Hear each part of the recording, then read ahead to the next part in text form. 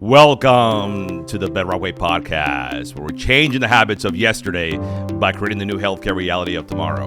One of the things that I admired a ton about life in general was the advancements of technology. And recently I went to a play in Broadway called Back to the Future.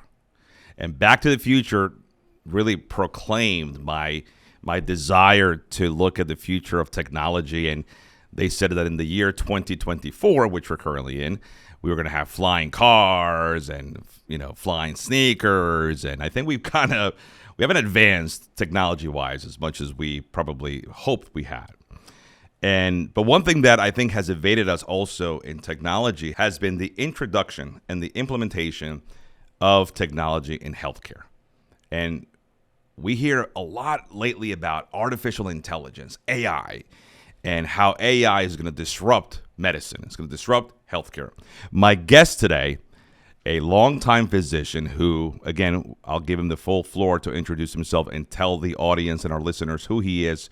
He's one of our new physicians, Dr. Stephen Pecora, who I absolutely love to work with and has been an incredible addition to the team. AI has been part of business for about 30, 40 years. The mortgage lending industry has been using AI to scour through applications since the 80s. But yet, healthcare has been late to the table, and it seems like healthcare and medicine is always late to the table when it comes to technology. However, now that more advances in modern medicine continue to come out pretty much daily, I think physicians and healthcare and some of the fossil mentalities are kind of finding that, hey, we need to go through our own renaissance period. And I'm happy to talk about today a topic we call Physician 2.0, which is the future of the medical doctor as he relates to the bedside interaction with the patient, and how AI will impact tomorrow's physician. So Physician 2.0, AI's impact on tomorrow's physician. So it's a pleasure to have Dr. Stephen Pecora on the podcast today. Welcome to the Bedrock Way podcast. Thank you. How you feeling? Good. Feeling good? Yeah. And for those of you who are wondering, wait a second, did Dr. Pecora clone himself? Dr. Stephen Pecora is actually Dr. Andrew Pecora's brother, his better half, his better looking half, I will tell you.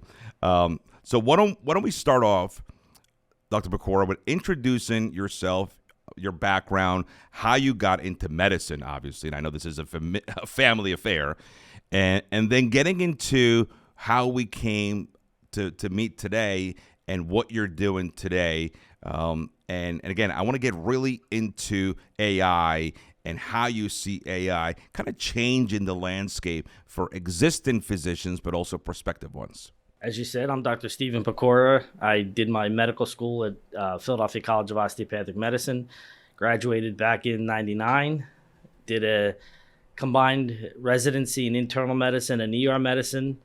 And for the past 25, 26 years, I've been doing mostly ER medicine with some internal medicine as well. And ER medicine, that's got to be an area where you guys are using AI quite a bit, right? Especially as you triage patients, or no? No, not at all. Wow. Probably in the last 6 months, started to see AI creep into the ER. But before that, absolutely nothing.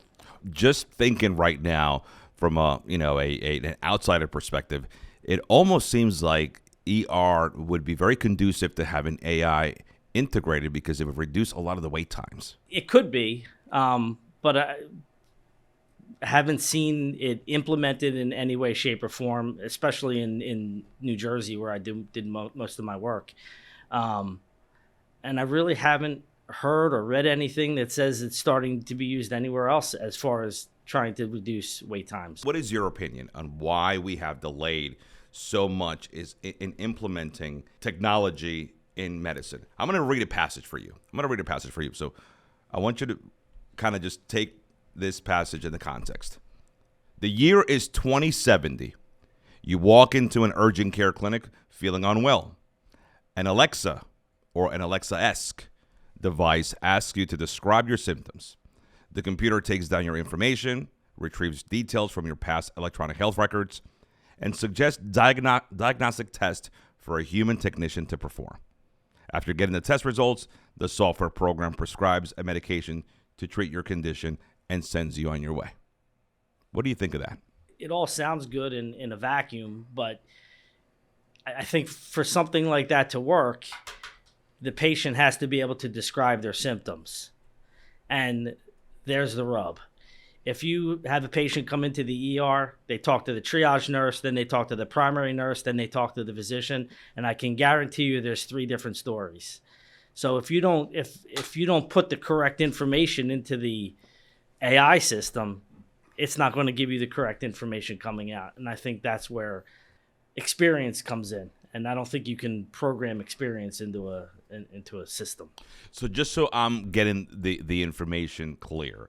So one of the things that gives you trepidation is if the patient goes in, and in your current experience, especially in the ER setting, if the patient goes in and they get triaged by the nurse, then maybe a physician associate or NP, and then the physician comes in, you think or you say that usually the story changes 3 times.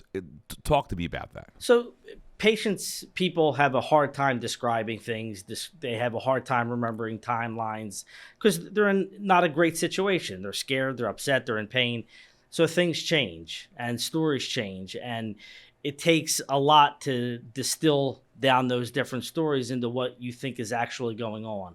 And I think that's where a computer system they're going to miss the fact. It's going to miss the fact that, the story has changed.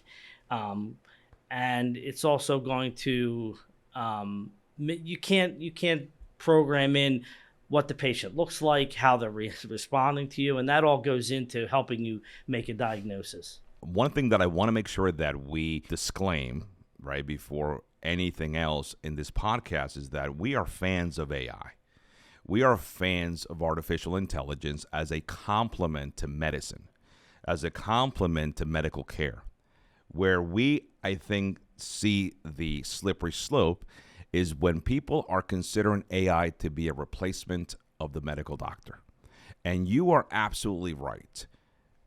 AI makes medical decisions transactional. It makes them very black and white. You're either this or you're that. And we know that medicine is very, very subjective. It's very, very emotional. We do objective measures and objective tests, right, to get a diagnosis on a patient.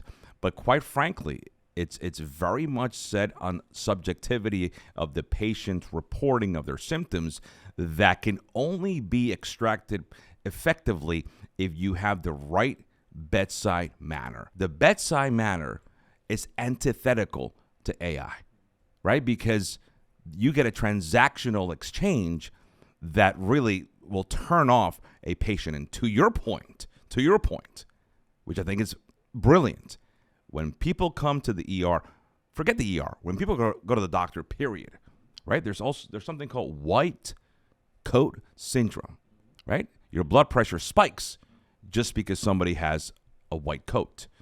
So when people go to the doctor, they go in distress, especially now after the pandemic, right? Where the trust between the physician and the patient is at an all-time low. So if I go to the ER and I am stressed, I'm emotionally charged, I'm not in my mind 100%, and now a machine is asking me questions, and let's be honest, our older population can't even work a phone, let alone something that's diagnoses their health. I think we're going to get in very dangerous times because I think patients, we see the most popular doctor now being Dr. Google. Right? Dr. Google knows it all. Yes. You go in with an ingrown toenail and you come out with multiple myeloma with 3 months to live. Right. So I want to talk about the bedside manner. I think that's really what I love about the Pecora dynasty, right? The Pecora physician dynasty is one that is really founded on the power of your bedside manner. And you have an incredible bedside manner. You just make people comfortable. And I can see you being my physician and me telling you everything you want to hear and probably things you don't even care to hear. So let's talk about how a physician hones their bedside manner, which again cannot be found in any machine algorithm. It comes from, I think, two things. You have people who you train under who become mentors, and you see how good at it they are, and you take points from them.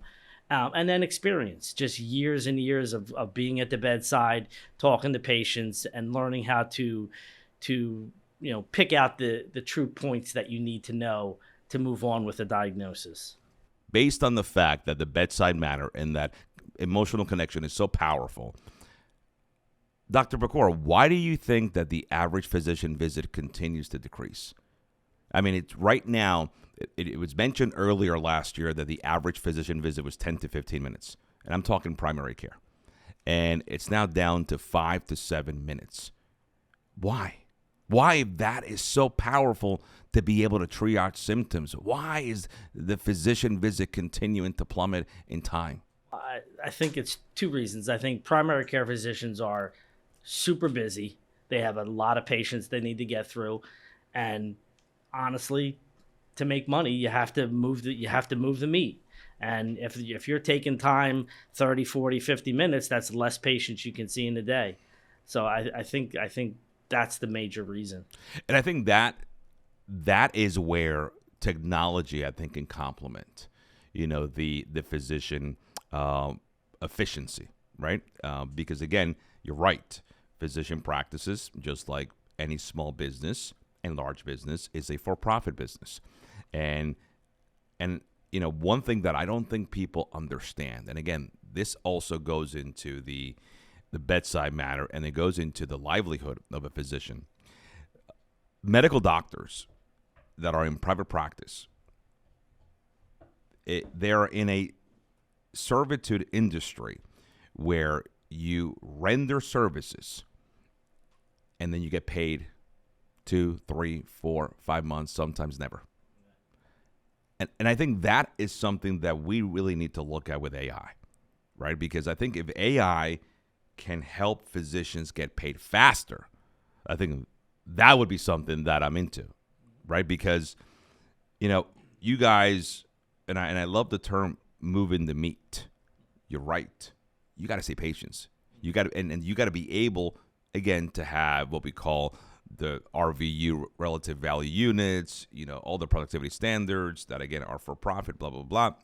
But at the end of the day, you got to be able to see patients, document your EMR, collaborate with other physicians, other providers.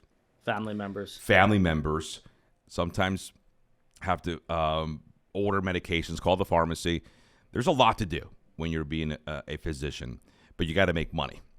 So the thing that I feel, one area in specifically that AI can help is in allowing the physician to expedite collecting the payment for their visit. And that's where I feel, again, that we're missing the buck, because that's still a human touch, right? So let's switch gears a little bit. But to your point, I think if you could take some of the responsibility off the physician as far as documenting charts, that takes time. Sending prescriptions to the pharmacy, that takes time. The billing portion, that takes time. He or she would be able to remove that time to the patient. And I think that's where AI comes in. Brilliant. I agree. I think being able to create an AI algorithm where all of that bureaucracy and, quite frankly, all of that minutia that you guys are being cannibalized of your time, right? I always say a physician's time is vampired by things that are non-clinical care in nature, which is really sad. And it becomes more bureaucracy as we go. So yes, I think if AI has a place in being able to just neutralize, expedite, and seamlessly allow you guys to be physicians and allow all the other noise to kind of be canceled and handled by it. And again, which comes with the payment. I'm going to read a passage, Dr. Pecora, about AI. And this is an article that came out late last year. And it was titled, How AI is Revolutionizing Healthcare. And it took a deep dive into tomorrow's medicine. And this talked about it gave a couple of examples of where AI is able to facilitate and solve potentially a challenge in medicine. And then, but I want to hear your perspective on that, because I want to see if we're looking at it correctly. But listen to the intro. The strides AI is making in healthcare aren't just evolutionary, they're revolutionary. From diagnostics to post-care follow-ups, AI promises to reshape healthcare around the patient's needs, making it more efficient, accessible, and personalized. As we stand on the cusp of this new era, it's essential to foster collaboration between technologists and medical professionals, ensuring that the future of healthcare is not just technologically advanced, but also ethically and medically sound. AI's integration into healthcare is not just about technology. It's about enhancing the very essence of care, making it faster, more accurate, and personalized. As we continue to trust and refine these AI-driven systems, we edge closer to a future where healthcare is more proactive than reactive, more precise than general, and more about the individual than ever before. So, as we look at that passage, it's evident that the future of healthcare and medicine is in the hands of those that can integrate those two things that are so powerful, biology and technology. When the statement says that AI in healthcare will make healthcare more proactive than reactive, what does that mean? That makes sense when it comes to AI, because it can look at people, it can look at their underlying medical conditions, their age, and spit out, what they need to do in the next year. You need a colonoscopy, you need your prostate exam, that type of thing. So yes, people will be more informed as to what they need to do and when they need to do it, and that allows the physician to be prepared for it. I like the fact that it says that physicians with AI will be able to make more ethical and medically sound decisions. What do you think? Ultimately, I think you still need a doctor at the bedside to make those two things. The ethical decisions, we see it in what we do in the facilities all the time. Is it ethically or morally correct to continue to treat somebody with these underlying conditions, or is it ethically correct to stop treatment? A machine can't do that. You need family involvement, you need nursing involvement, you need doctor involvement. Computers can't do that. And here's what I love about what you're saying, because, listen, aging and healthcare is complex. Probably the most complex industry that we have. But as we age and we get sick, unfortunately, aging is a multifactorial collection of geriatric syndromes that, again, mandate a differential diagnosis by that experienced physician. AI will not replace, again, that conversation with the family, that historical subjective, account of who the patient was, potentially what medical decisions or what personal health decisions they make. I like the fact that it says that it will make the essence of care faster, more accurate, and personalized. I don't believe that some of the healthcare recommendations, guidelines that are given really cover the scope, because we're all different, right? Genetically, we're different.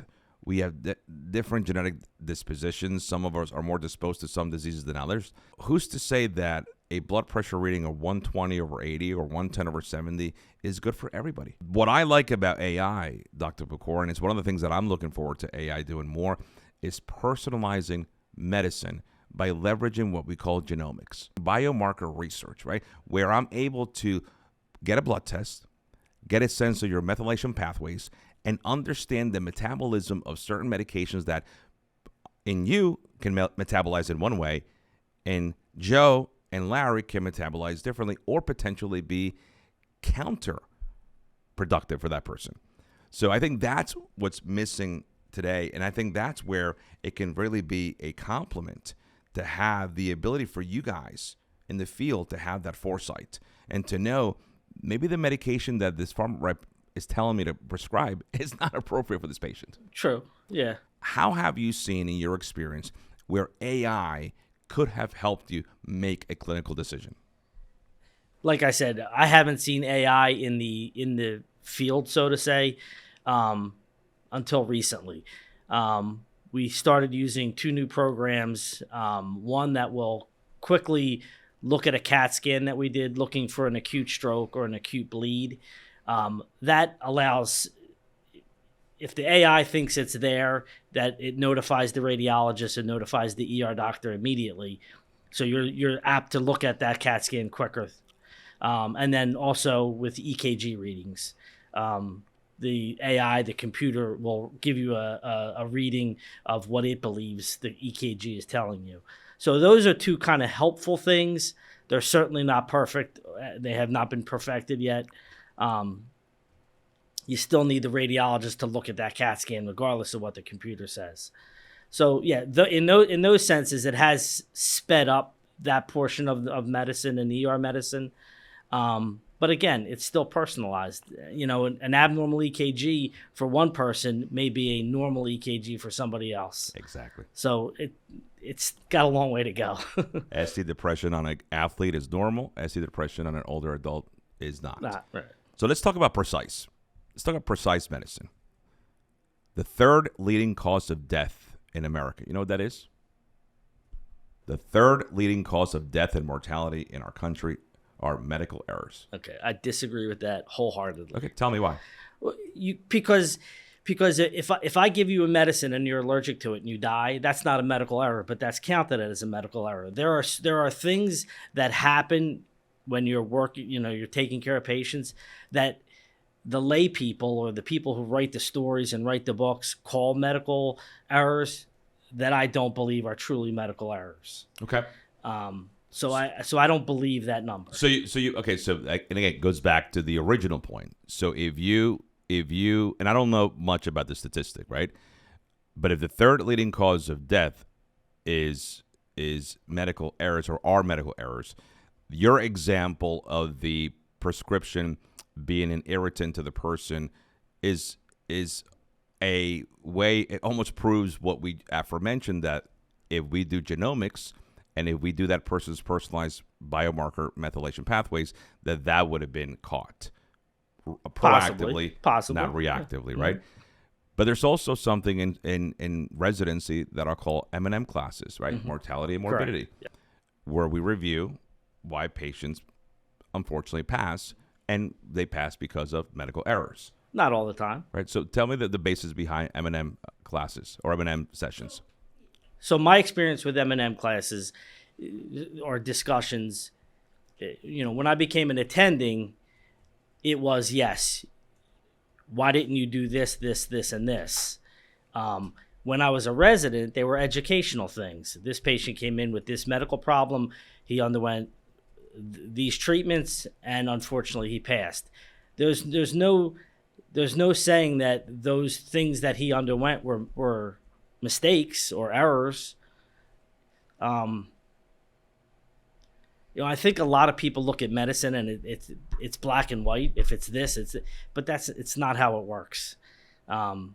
Things happen, and unfortunately, patients get sicker and they pass, regardless if you do everything right. I think we're saying the same thing. Okay. Right? We said that medicine is complex. Medicine is multifactorial in the aspects of geriatric syndromes, meaning that's why people need differential diagnosis. But there's also something that we can't be blind to, Dr. Pecora, that the last person in medical school is called Doctor. Right? So we can't be blind to the reality that errors do happen, and the word negligence, unfortunately, does happen. Correct. So I also don't want to sit in this podcast and pretend that mistakes, because we're humans, don't happen. Correct. When you're a human and you're a physician, you're not God, right? You're going to commit mistakes. Yep. Because here's the thing about machine and algorithms. They can predict and take statistics based on historical events, right? So if a machine, so let's take the machine IBM, right? The IBM machine that was able to play people in chess, right? I forget what the machine's name was, which it's irrelevant right now. But the machine was able to play 10 people at once and beat everybody at once, even the top players in the world. You know why?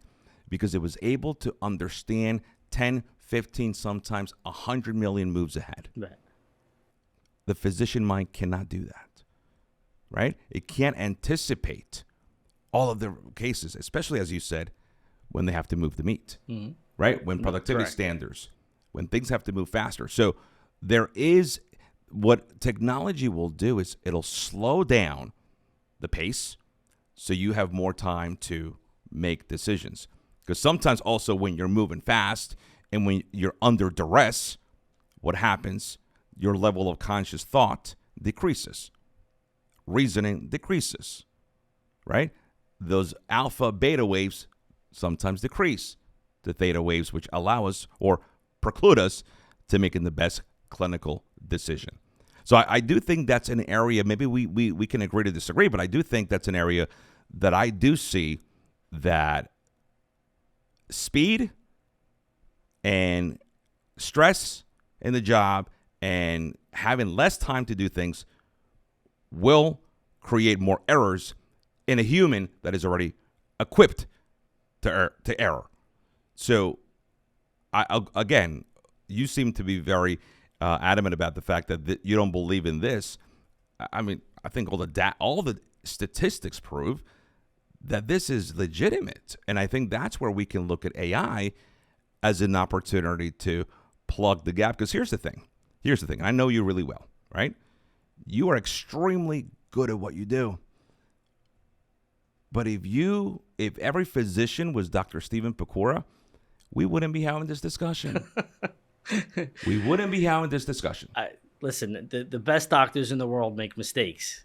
There's no question about that. And I agree with you that I think AI does have its place and will have its place. But I honestly don't think you can take the doctor away from the bedside.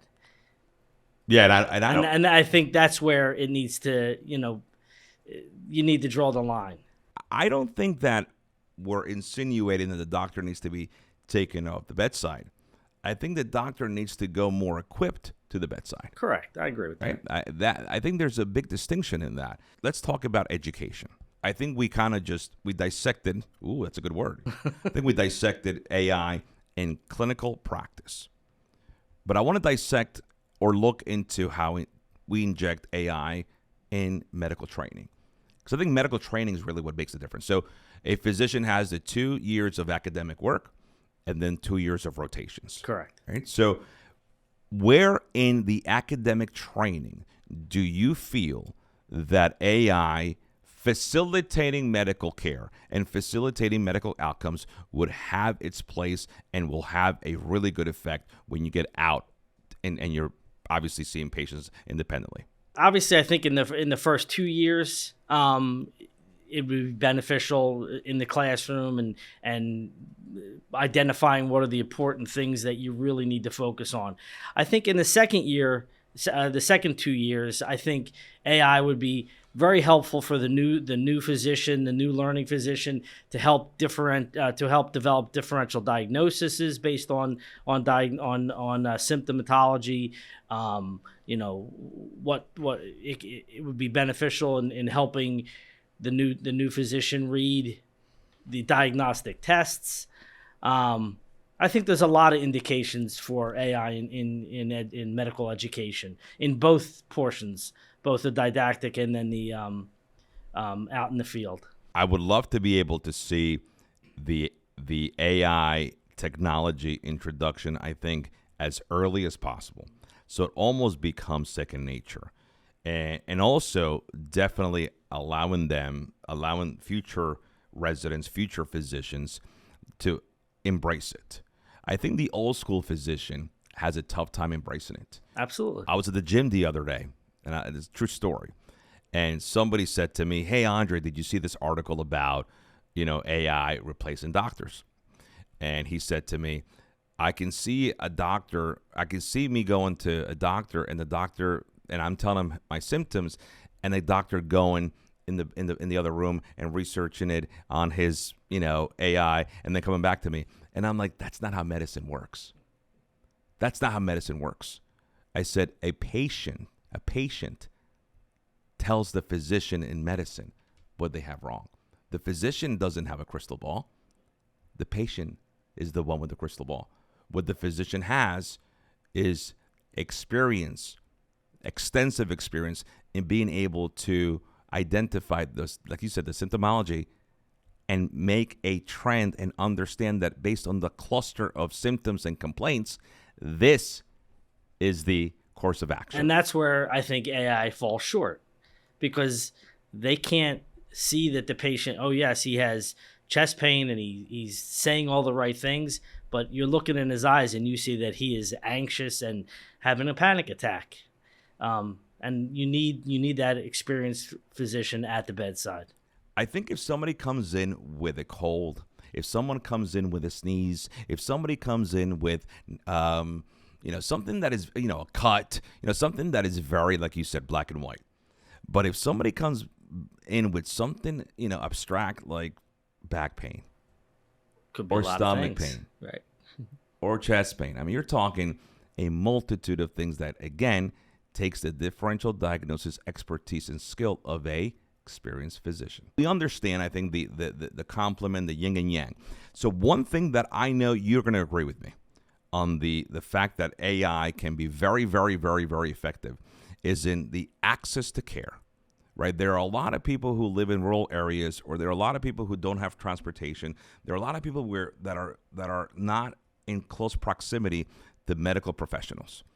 And then we can reach a patient through telehealth, and it's something that a lot of practitioners, a lot of physicians did not want to engage in, right? Telehealth, like you said, the soft skills. We always talk about the soft skills that are missed when you're talking to somebody remotely as opposed to when you have them in person. So did you guys in the ER setting, let's talk about that. How much telehealth, or what was the adaptation that took place for you guys to go from your traditional model to now have to deal with the emergency medicine that potentially was not something you guys trained to do? So we did no telehealth in the emergency room. It kind of doesn't, emergency medicine doesn't lend itself to that kind of medicine. Patients are sick, they need to be seen. So it didn't really find its way into the ER. In that sense, we did see where patients would have telehealth visits with their doctor, and they would end up in the ER because they felt like the telehealth wasn't a good enough experience for them. They needed somebody to lay their hands on them and actually examine them. I had to go to the doctor twice. Took my mother-in-law to Shore ER a couple of times, and I said to myself, being an ER doc in that environment of COVID was one of the worst jobs because of the fact that you didn't even know it was coming through the door. You guys were seeing things. Usually, I think, and again, correct me if I'm wrong, when you're an ER doc, and especially after many, many years of practice, you've seen it all. But it seemed like in those 2-3 years, you were seeing something new every day. Well, I still see something new every day. Every day something walks through the door that I'm like, I haven't seen this, or I haven't seen this in 20 years.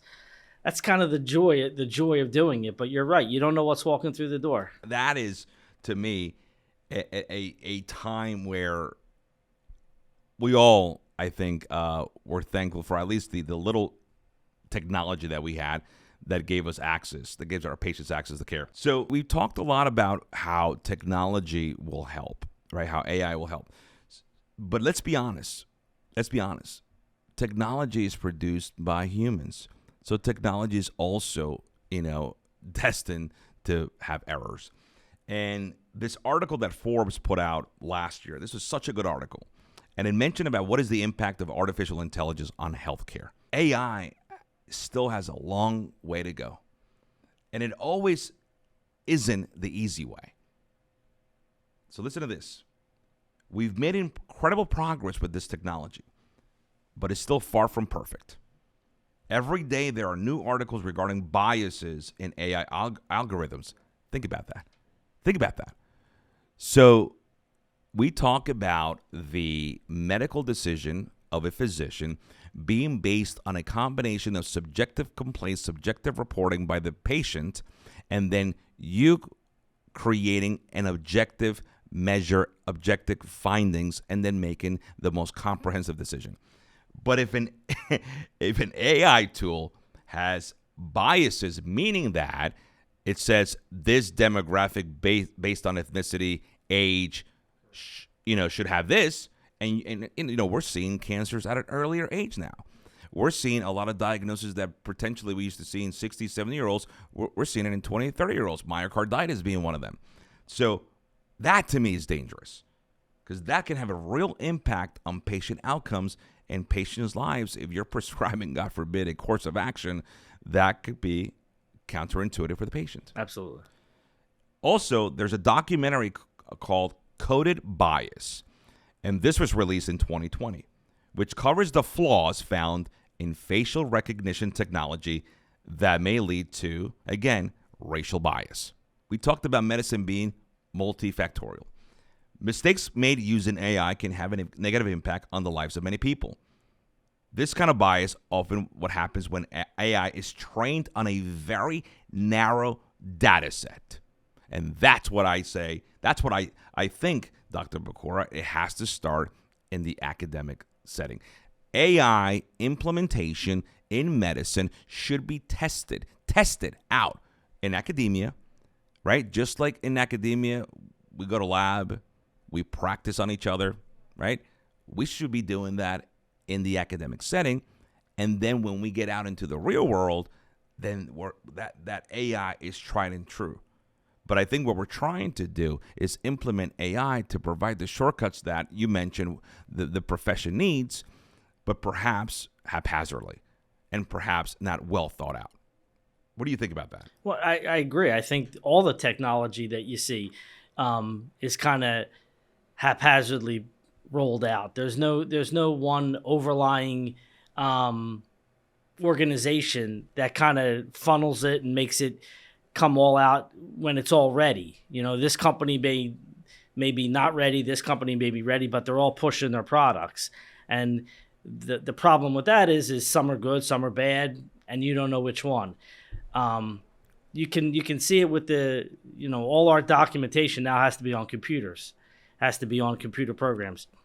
Some programs are good, some programs are not good. They don't speak to each other. So if you were in a hospital in Delaware and I'm in New Jersey, I can't get your information.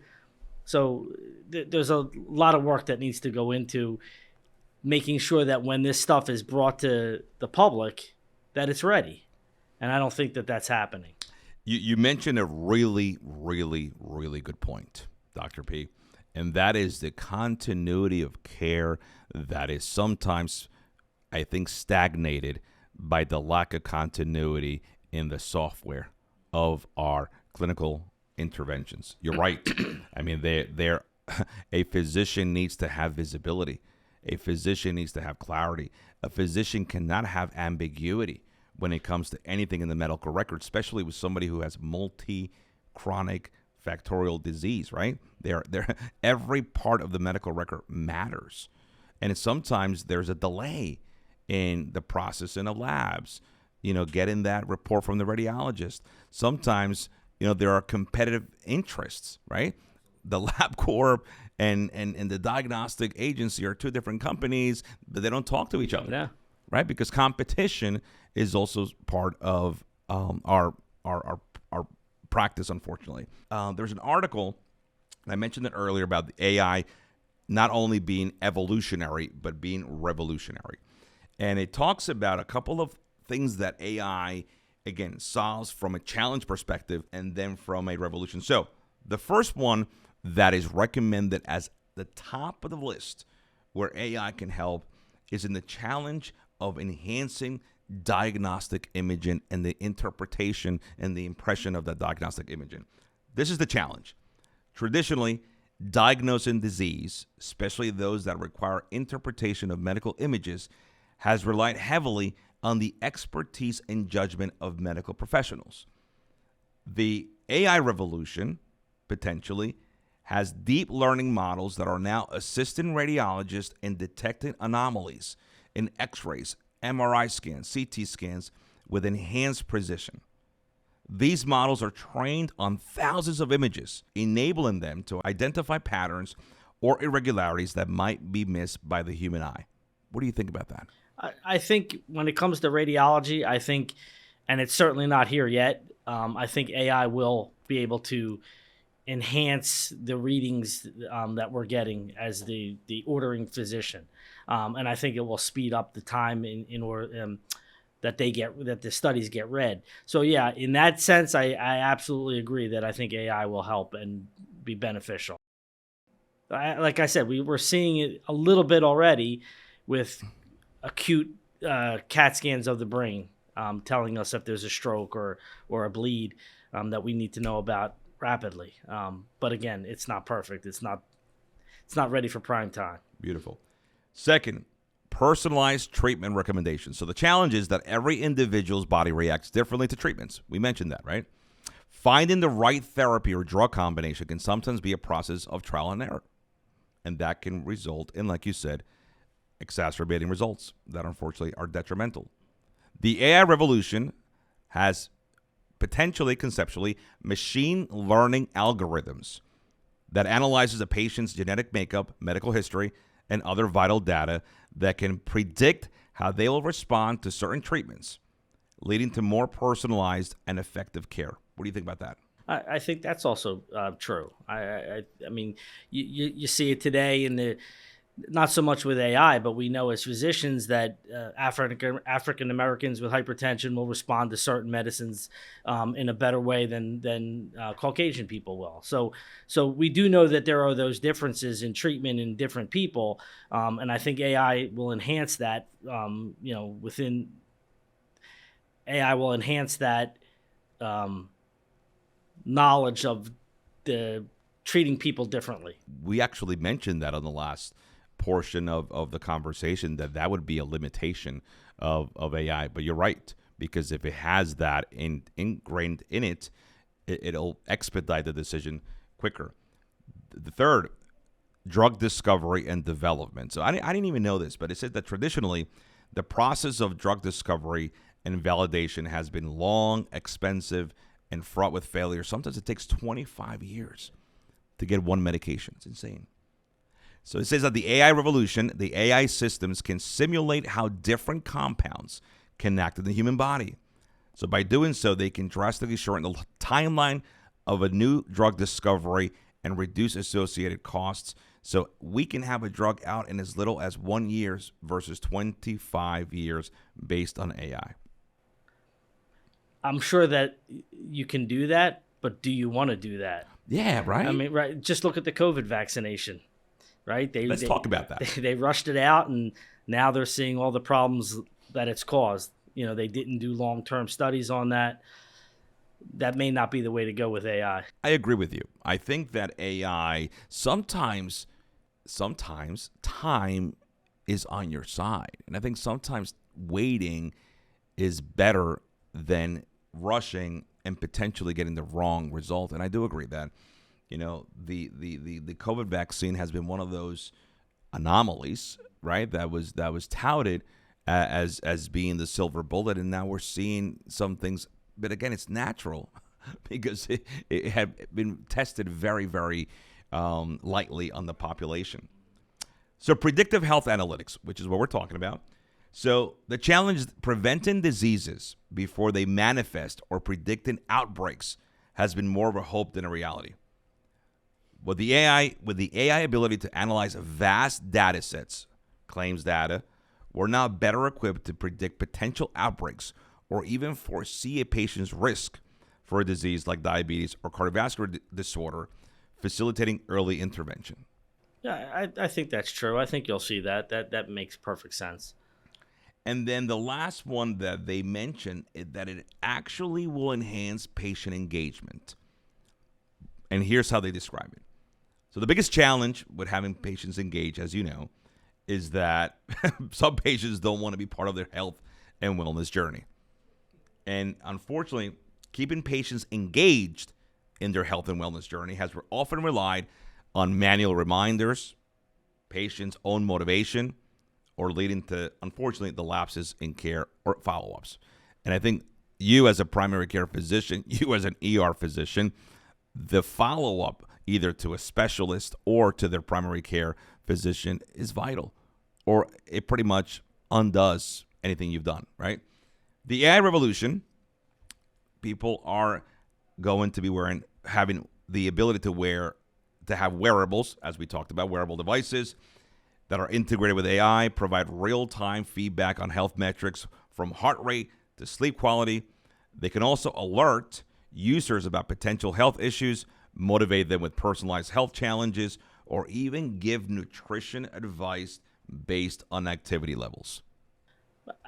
I think for people who are engaged in their own healthcare, it will be absolutely a game changer. There's that certain segment of the population that doesn't care. And I don't think that AI is going to drag them into it. I think AI is going to deter them because, listen, ignorance is bliss. Right. And in medicine, my goodness, there are people who don't get lab work because they don't want to see their cholesterol levels, right? There are people who don't get diagnostic imaging because they just don't want to know the results. So I do think sometimes people do nothing rather than do something.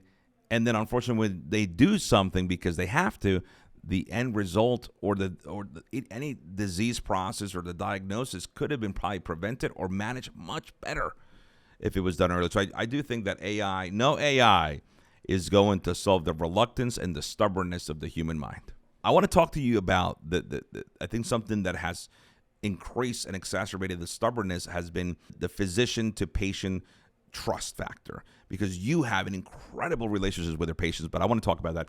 But let me just talk about two more things. So they talk about remote monitoring and telemedicine. Patients with chronic conditions or those living in remote areas might struggle with regular medical consultations.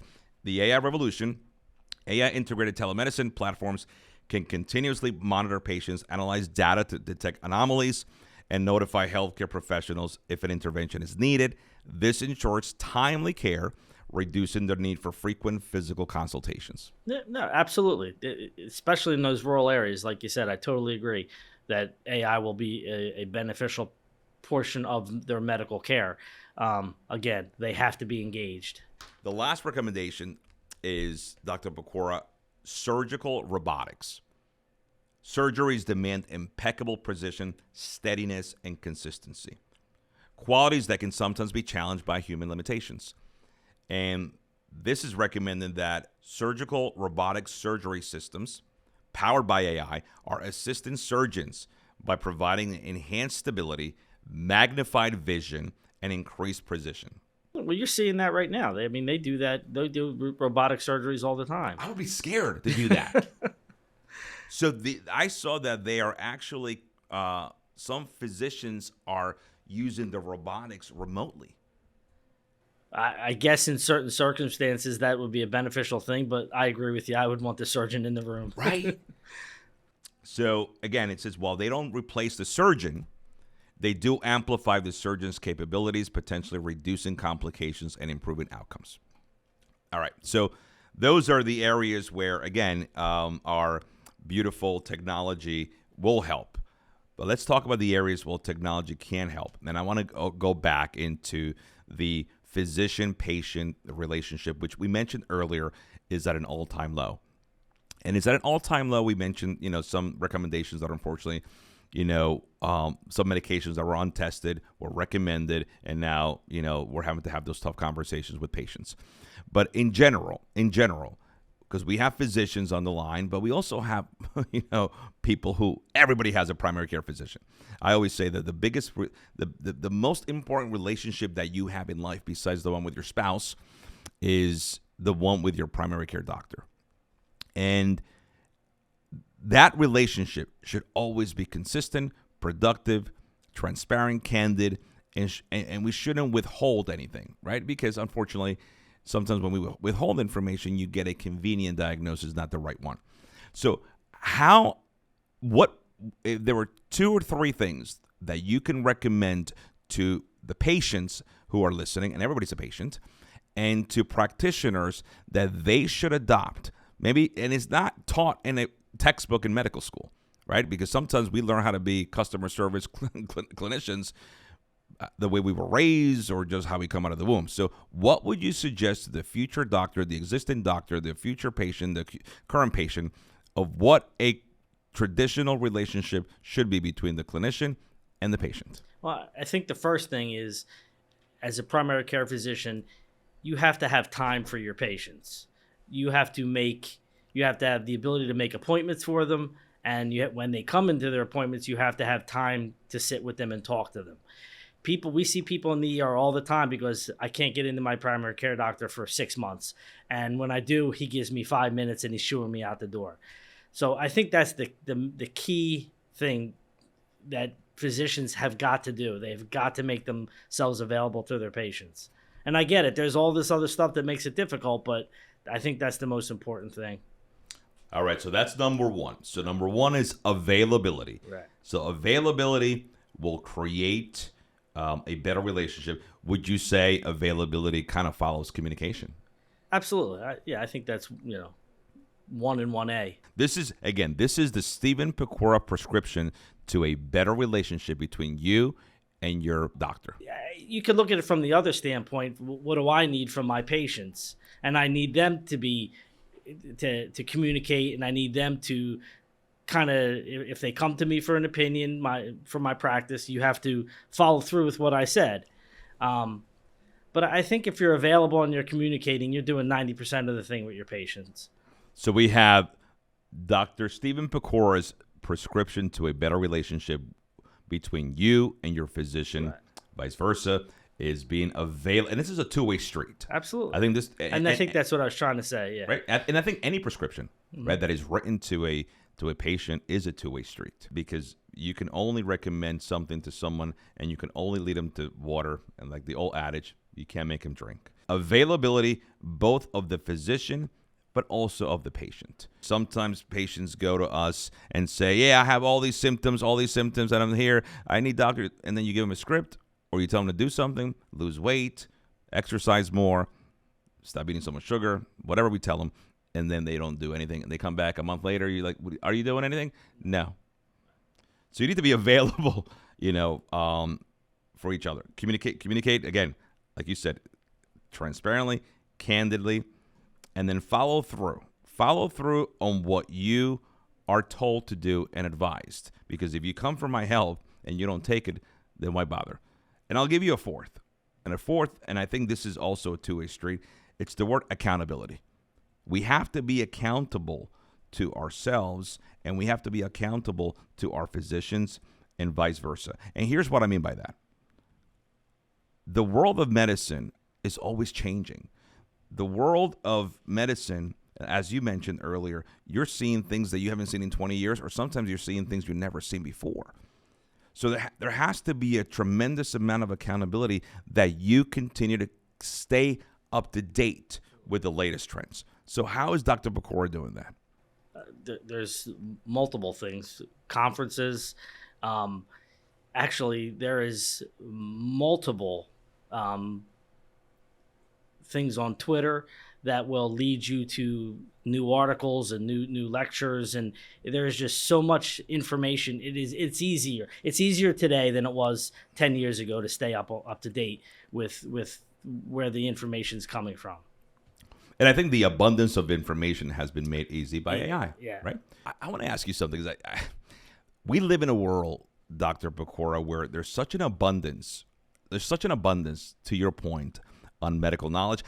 Honestly, you can go on YouTube, you can go on and you can really, again, if you're, have medical training, or, if you're an engineer, and again, when you go to Dr. Google, it might be detrimental, but if you have some medical knowledge and you go to broaden that medical knowledge, you can really do well in our social media platforms. You have to know what's legitimate and what's not legitimate, because you can go down a rabbit hole of anything. Correct. So why do you think that although we have the most abundant information or access to information, we seem to be like the most ignorant about that information? Do you think that sometimes too much information, too much access creates the opposite effect? I mean, you want an educated patient, but when they have a little bit of information, they tend to come into a situation with their mind already made up, and they're not open to what the physician who has 20 years of experience is going to tell them. Oh, that's a cold, you don't need antibiotics. But no, I looked on the computer and it says I need antibiotics. They tell you that. Oh, all the time. All the time. So how has so let's talk about that. How has technology and the insight of Dr. Google created a patient that, quite frankly, sometimes, like you said, walks in with their mind made up, and you're basically just a means to a call, or a means to an end. And if you don't do what they want, they get angry with you, and they'll go find somebody. They'll keep seeing a doctor until they get what they want. But yes, Dr. Google has, and if you say that to patients, oh, you've been on Dr. Google, they get angry with you.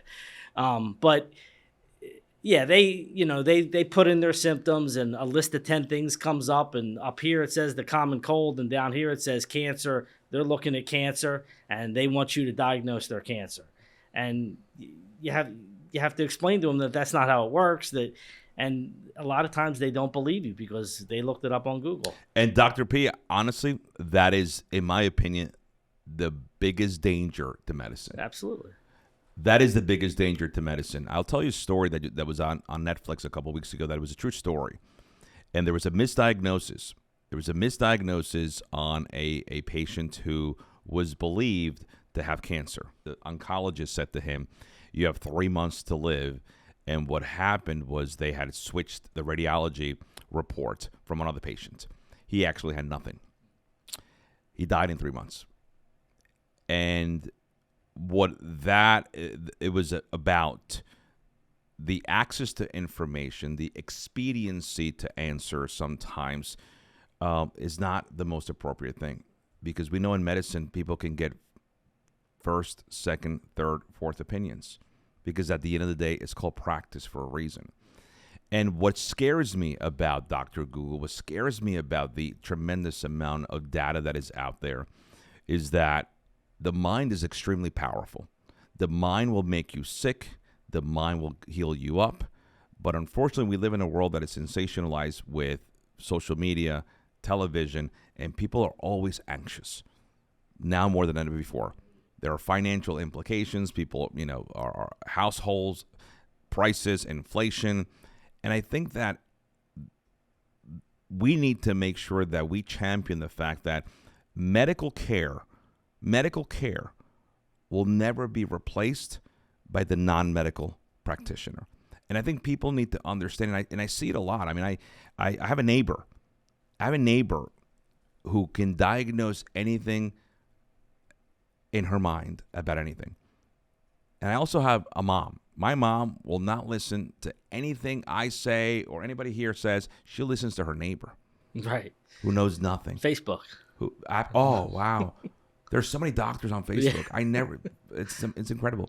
But I do think that is one of the biggest dangers. So when a patient comes to you and has that mind made up, how are you able to just, like you said, finesse the information, because they tend to get angry and sometimes they tend to leave your practice, right? Because they want to find the right answer. We need to be better at educating our patients not to do that. Correct. And from a primary care standpoint, having that personal relationship with the patient is the way, makes it much easier. You have a relationship with them. They trust you. They know you. So you can talk to them and discuss it with them. From an ER standpoint, you don't know me from Adam as a patient. I'm just meeting you. You don't know if I'm a big dummy or not. So that trust issue is much harder to come by. And we have come full circle, because you're right. The transactional aspect of AI will not give you that relationship trust that you have gained. And there's something that's so powerful in life called the triangle. This is the ARC triangle. And it's something that is made up so that the strongest foundational pillar of a relationship is based on three things, Dr. Pecora. Affinity, right? Affinity means if I like someone. Respect, that quite frankly is reality, right? So we're in the same reality. You only respect people who are in the same reality as you. And then communication. So when you have affinity for someone, I like my doctor. When I communicate effectively with my doctor, I'm honest with them. And when I respect, because we're in the same reality, meaning that I'm not in Dr. Google, I'm in my physician who knows me best, it gives you the strongest foundational structure of a relationship, which is trust. Trust. And I think that is, quite frankly, the biggest threat to medicine and the biggest opposition that I have to AI in medicine. Because no machine will be able to build that relationship. And we go back to your prescription on good medicine, because this is what it is. Being available, communicating effectively, following through on what you need to do, and being accountable on both sides. That two-way street, that is good medicine. That is good medicine. People think that good medicine is that light blue slip that you give them on a visit. And it's not. It's being available, communicating, following through, being a human being, and just trusting that you are beneficently doing things in their best interest. That's good medicine. And there is no machine and there is no robot that can ever replace that, right? And that essentially translates into one gigantic word: compassion. Compassion cannot be provided by a robot. Two last questions I have for you. Tell me how you grew up. I grew up in a great family with two brothers, a mom and dad who loved us and probably overindulged us a little bit, but they were strong enough influences that we made all the right decisions. And like you said, my brother's a doctor, I'm a doctor, my brother's a very successful salesman. We did all those things. Played football, wrestled. We had, great grow up. Great. It's amazing how sometimes the physician is perceived as not having a personal life, right? And it's the reason that we ask that question, because at the end of the day, there's more to that white coat. There's more to that physician who worries about you when you're in the office, and sometimes worries about you more when you leave the office. So that's why I want to ask that question, because Dr. Pecora, a lot of your colleagues are getting dehumanized. They're getting dehumanized. You guys, think about the irony. You guys are considered robots, right? Robots. In the era of AI, the physician is a robot. A physician is indestructible. A physician should never get sick. A physician should never call out. A physician has no weaknesses, when in fact, nothing could be further from the truth. So it's like that really ironic dichotomy when we are looking at someone, we are looking to replace someone with the very thing we think that person is, right? Right, absolutely. It's amazing. And what makes you happy? My family, my kids. How many kids do you have? I have 4 kids. 4 kids? 4 kids. What are the ages? 26, 25, 15, and 11. Oh, man, you got a full house. Full house. Full house. And I had the pleasure to meet your children. I've had the pleasure to meet your wife. I had the pleasure to meet your family. Again, I am a big Pecora fan. You guys, I said to someone the other day, most people get blessed with 1. I got blessed with 2, and then I have the whole family. And you know what? I couldn't be happier. It's been a pleasure to have you on the podcast. I think this is a very controversial topic to discuss, but I think we need to have more discussions about it, because I think it's evaded medicine because more physicians, more people in healthcare are afraid to talk about it, because we are afraid of what potentially we're going to lose rather than be excited about what we're going to gain. Yeah, I think most doctors are afraid that you're going to take this away from them, the trust, the accountability, or it's going to just take their place. Like you said, a robot's going to come into the room instead of a physician. So I think that's why physicians have been slow to embrace this. Yeah, I think we have to proclaim, and I think we're doing on the podcast, that what matters to a physician, which is, again, that foundational trust that is gained through respect, trust, affinity, communication, that no matter how many machines, how many IBMs, how many Microsoft, how many Apple things come up along, that will never be replaced. And I think that is what should give you comfort. That is what should give a patient comfort. And if they rely more on your prescription to a good relationship, they'll have less dependency on Dr. Google, right? Yep. And with that being said, we are changing the habits of yesterday by creating the new healthcare reality of tomorrow. Thanks you so much, Dr. P. It was a pleasure.